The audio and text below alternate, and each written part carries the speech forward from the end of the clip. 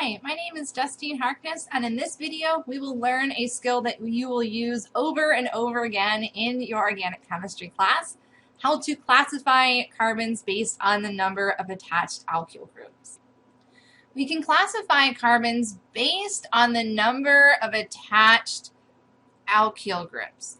So to classify a carbon, the first thing we need to do is to count the number of attached carbons. So if we look at our first example, this carbon drawn in blue, this carbon is attached only to hydrogens. It has 0 bonds to carbon. So for that reason, we would classify that carbon as a methyl carbon.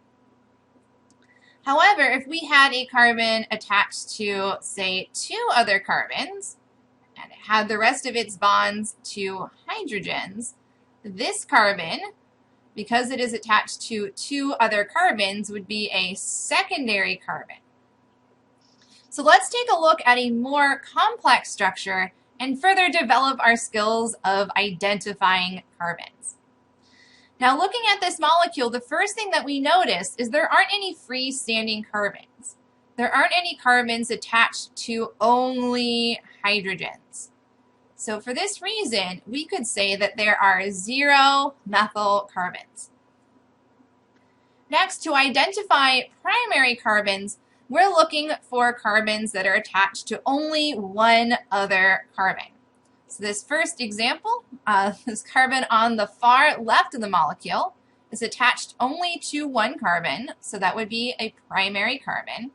And we could say the same thing about these other 4 carbons that are attached only to one other carbon. So in total, we have 1, 2, 3, 4, 5 primary carbons. Next, let's look for secondary carbons. Of course, secondary, we're looking for a carbon that is attached to 2 other carbons. So our first carbon we see here is attached to 1 carbon on the right and 1 carbon on the bottom left. So this would be a secondary carbon, as would 2 of the other carbons in that cyclohexane ring. So we have 3 secondary carbons.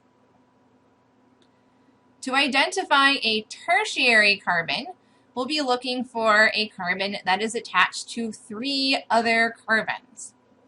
So our carbon here in green is attached to 3 carbons, so this would be tertiary, as would this carbon and this carbon.